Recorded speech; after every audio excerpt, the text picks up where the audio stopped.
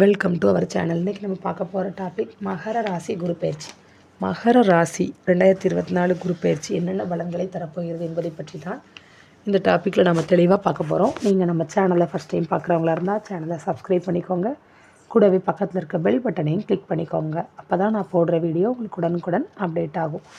மகர ராசி எதை தின்றால் பித்தம் தெளியும் என திண்டாடி அலைந்து கொண்டிருக்கும் மகர ராசிக்காரர்களுக்கு 3/12 கூடிய குரு 5ஆம் இடத்திற்கு வருகிறார்.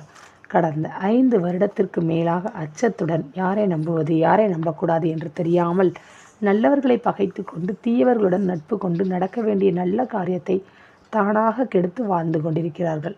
அன்பும் அக்கறையும் கொண்டவர்கள் நம் தவறுகளை சுட்டி காட்டி சொல்லும் அறிவுரைகளை அலட்சியப்படுத்தி தனக்கு எல்லாம் தெரியும் என்கிற மமதை தலக்கேறி தன் தலையில் தானே தூற்றிக்கொள்ளும் காலமாகவே போய்கொண்டிருக்கிறது. தன்னை இழிவாக பேசியவர்களுடன் நட்பு வைப்பது, நமக்கு முன் நன்றாக பேசிவிட்டு நமக்கு பின்பாக நம்மை தவறாக பேசி கொண்டிருக்கும் நபர்களுடன் நெருங்கி பழகுவது, எப்பொழுது நாம் வீழ்வோம் என காத்து கொண்டிருப்பவர்களுடனே உறவு கொள்ளும் சூழலே நிலவும். புகழ்ச்சிக்கு அடிமையாகி தன் பேச்சை ரசிக்கிறார்கள் கேட்கிறார்கள் என நினைத்து நம்பி ஏமாறும் காலம். ஆசை வார்த்தைகளை நம்பி பணத்தை கொடுத்து இழப்பது, வீண் விரயம் செய்வது, பேராசையால் தவறான முதலீடு செய்வது, தொழில் கூட்டாளிகளை நம்பி பொறுப்பை ஒப்படைப்பது, எதையும் சமாளித்து விடலாம் என்கிற மூட நம்பிக்கையால் மாட்டிக்கொள்வது, முட்டாள்களை அறிவாளியாக நம்பி முட்டாள் ஆவார்கள். மகர ராசி என்பவர்களை தன்னை அறியாமல் வார்த்தைகளை கொட்டி தனக்குத்தானே ஆப்பு வைத்து கொள்வார்கள். தான் தவறை செய்யாதவர் போலவும் தவறுக்கு பொறுப்பேற்காமல் தப்பி செல்ல நினைப்பதும், தவறை திருத்தி மீள வழியிருந்தும் கர்வத்தால் வாய்ப்புகளை தவற விடுவர். ஈகோவால் உண்மையாக நேசித்தவர்களை இழப்பர். இதனால் பேராபத்துகளை சந்திப்பர். நல்லோரை பகைத்த வல்லானும் வீழ்வான். நல்லோர் சாபம் பழித்து விடுவதை உணர்வார்கள். நம்ப வைத்து கழுத்தறுத்ததற்கான தண்டனையை மகர ராசிக்காரர்கள் 7.5 சனிக்குள் அனுபவிப்பர்.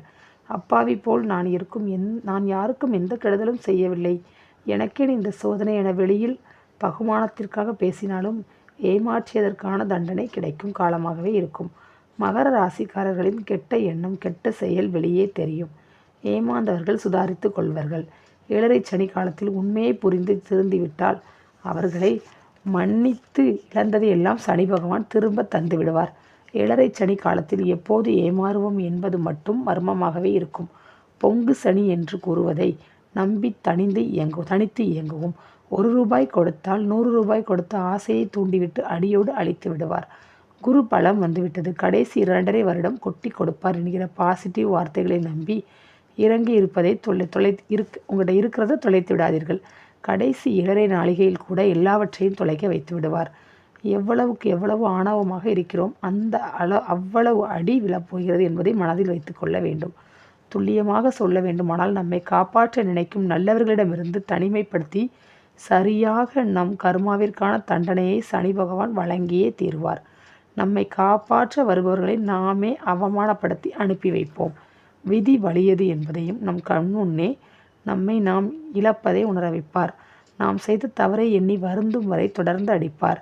யார் கெட்டவர் என்பது பட்ட பிறகே நமக்கு தெரிய சொல்லி வழியை காட்ட வருபவர்களை கஷ்டம்தான் விதி என்றால் விதிப்படி நடப்பது நடக்கட்டும் என தெனாவட்டாக பேசி அடிமேல் அடி வாங்குவதை கண்கூடாக பார்க்கலாம். விதியை மதியால் வெல்ல சூட்சமும் உள்ளது. நோயை கண்டறிந்து மருத்துவம் செய்வது போல நோயை கண்டறிந்து மருத்துவம் செய்வது தான் மருத்துவரின் கடமை. அதேபோல் ஜோதிடர் காட்டும் வழியை பயன்படுத்தினால் பாதி பிரச்சனையிலிருந்து விடுபடலாம்.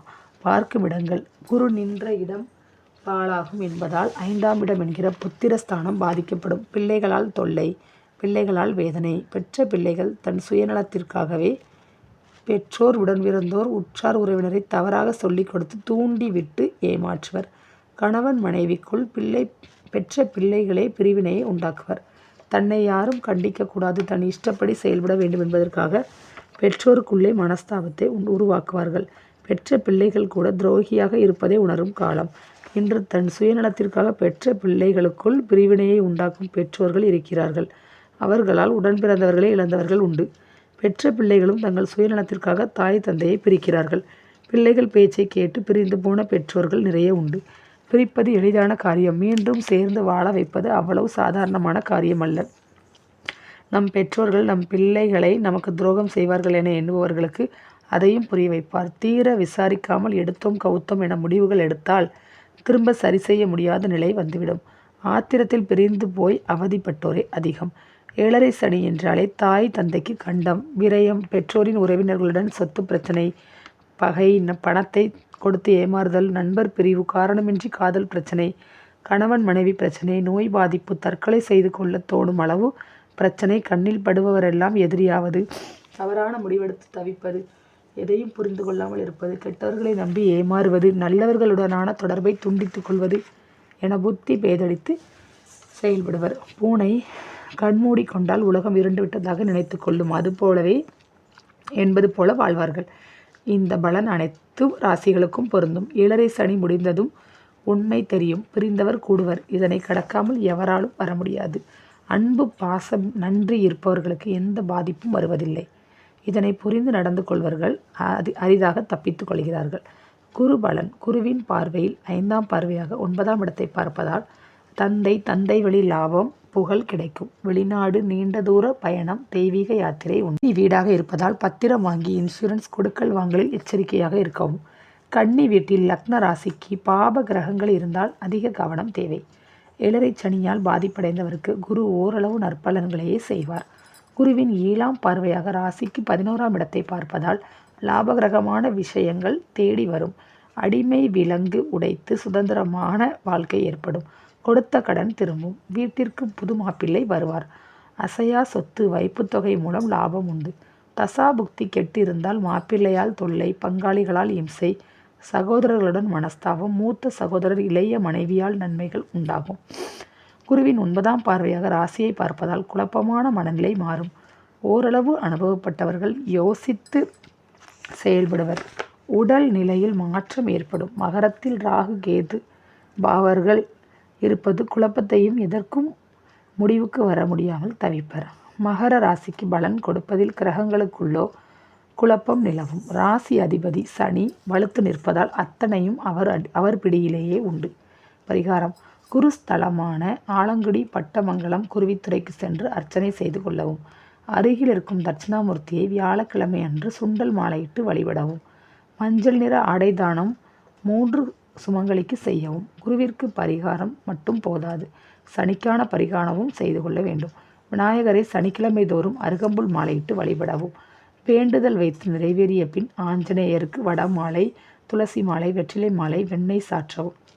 சனிக்கிழமை குச்சனூர் சென்று சனி பிரீத்தி செய்யவும். முதியவர், அனாதை, உடல் ஊனமுற்றோருக்கு உணவு, உடை தானம் செய்வது முடக்கத்தை தீர்க்கும். 6ஆம் அதிபதி தசை நடப்பவர்களுக்கு பரிகாரங்கள் வேலை செய்யும். அஷ்டமாதிபதி தசை நடப்பவர்கள் பட்டுத்தான் திருந்துவர்.